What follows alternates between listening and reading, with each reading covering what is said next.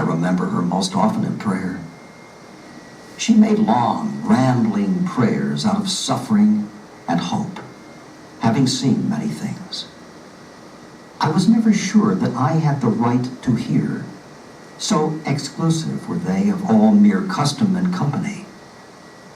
The last time I saw her, she prayed standing by the side of her bed at night, naked to the waist, the light of a kerosene lamp moving upon her dark skin. Her long black hair, always drawn and braided in the day, lay upon her shoulders and against her breasts like a shawl. I do not speak Kiowa, and I never understood her prayers. But there was something inherently sad in the sound, some merest hesitation upon the syllables of sorrow. She began in a high and descending pitch, exhausting her breath to silence. 601. Then again and again, and always the same intensity of effort, of something that is and is not, like urgency in the human voice. Transported so in the dancing light among the shadows of her room, she seemed beyond the reach of time. But that was illusion. I think I knew then that I should not see her again. All right, let's pause for a moment and write that one down. He talks about his grandmother and the last memories of his grandmother and how he sees her, especially praying without any clothes on the top of her body, her hair always braided, now open, and the language that comes out of her mouth. Notice, Momaday says, I didn't know what she was saying, and yet read the line again. There was something inherently sad in the sound, some merest hesitation upon the syllables of sorrow. Beautiful repetition of the S sounds to give us a sense of this. In your mind's eye, you can see this profound image, right? We can say this at 3A. Another major message here, obviously, is that notion of courage, what it takes to be able to survive the loss of the thing you love the most, and somehow to keep going. Notice he says about her, she seemed beyond the reach of time. All right, let's finish the essay now, and his tribute poem here. Houses are like sentinels in the plain, old keepers of the weather watch. There, in a very little while, wood takes on the appearance of great age. All colors wear soon away in the wind and rain. And then the wood is burned gray, and the grain appears, and the nails turn red with rust. The window panes are black and opaque. You imagine there is nothing within. And indeed there are many ghosts, bones given up to the land. They stand here and there against the sky, and you approach them for a longer time than you expect. They belong in the distance. It is their domain. Once there was a lot of sound in my grandmother's house, a lot of coming and going, feasting and talk. The summers there were full of excitement and reunion. The Kiowas are a summer people. They abide the cold and keep to themselves. But when the season turns and the land becomes warm and vital, they cannot hold still. An old love of going returns upon them. The aged visitors who came to my grandmother's house when I was a child were made of lean and leather, and they bore themselves upright. They wore great black hats and bright ample shirts that shook in the wind. They rubbed fat upon their hair and wound their braids with strips of colored cloth. Some of them painted their faces and carried the scars of old and cherished enmities. They were an old council of warlords, come to remind and be reminded of who they were. Their wives and daughters served them well. The women might indulge themselves. Gossip was at once the mark and compensation of their servitude. They made loud and elaborate talk among themselves, full of jest and gesture, fright and false alarm. They went abroad in fringed and flowered shawls, bright beadwork, and German silver. They were at home in the kitchen, and they prepared prepared meals that were banquets. There were frequent prayer meetings and great nocturnal feasts. When I was a child, I played with my cousins outside, where the lamplight fell upon the ground, and the singing of the old people rose up around us and carried away into the darkness. There were a lot of good things to eat, a lot of laughter and surprise. And afterwards, when the quiet returned, I lay down with my grandmother and could hear the frogs away by the river and feel the motion of the air. Okay, let's pause for Now, just a moment and two observations quickly at level one.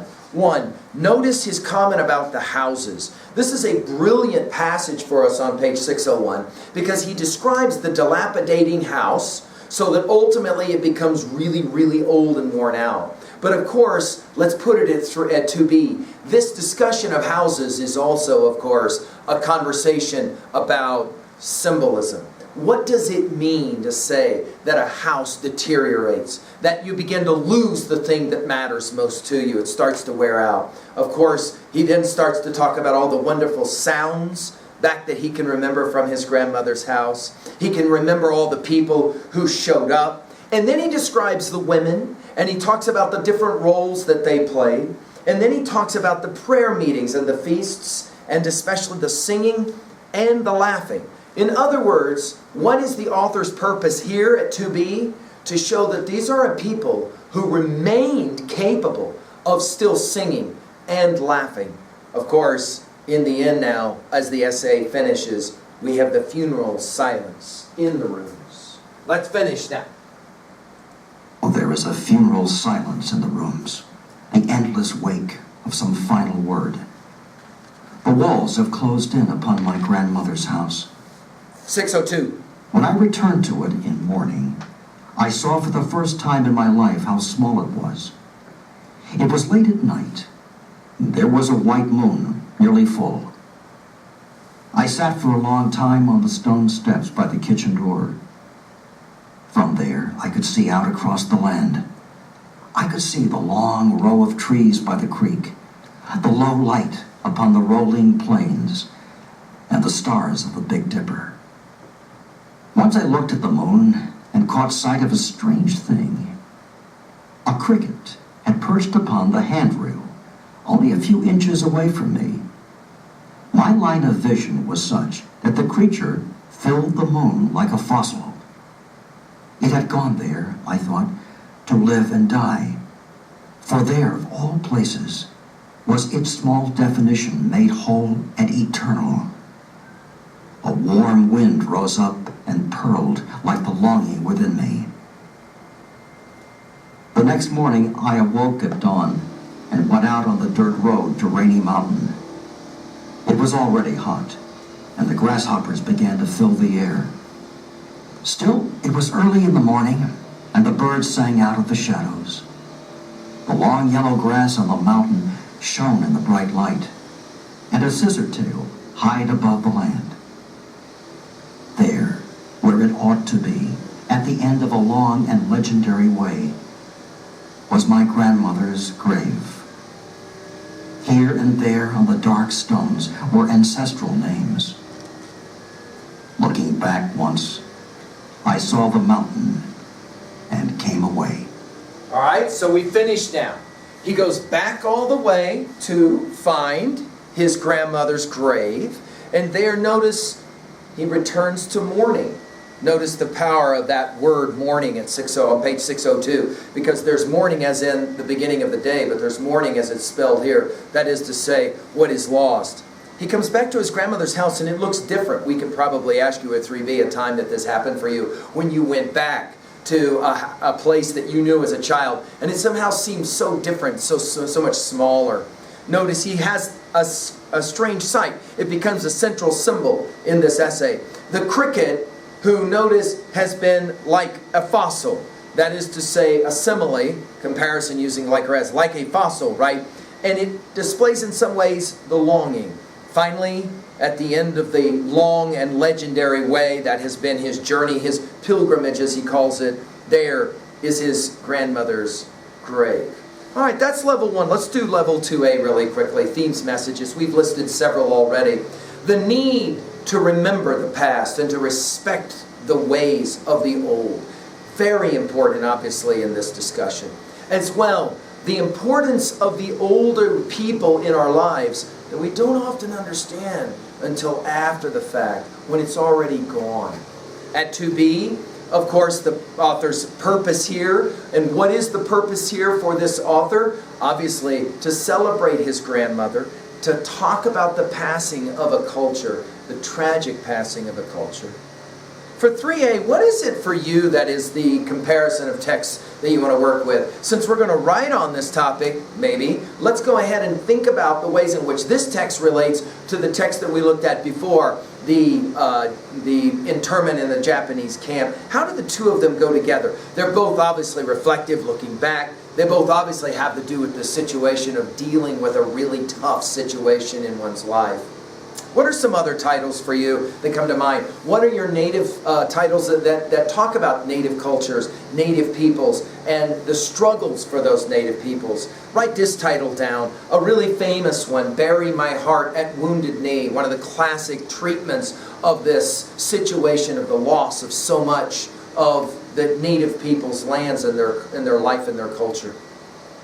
Finally, at 3B, how do you deal with this part of American history? This notion that the displacement of so many native peoples, the loss of millions of head of buffalo, for example, and other tragedies that occurred in the very land in which you live yourself. How do you feel about that? How do you respond to that? How does that somehow help you or not help you come to terms with what it means to be an American? And finally, who are the old people in your life that someday you probably will write about in the same way that he writes about his grandma? Who are those people in your life? Who are the ones that for you, you'll probably remember when you're older, and you'll try to remember and reclaim some memory of who they were, what they represented? Who are those people in your life that somehow for you have the most special of meanings? Well, there you go. I hope that maybe this essay has challenged you as well. Thank you.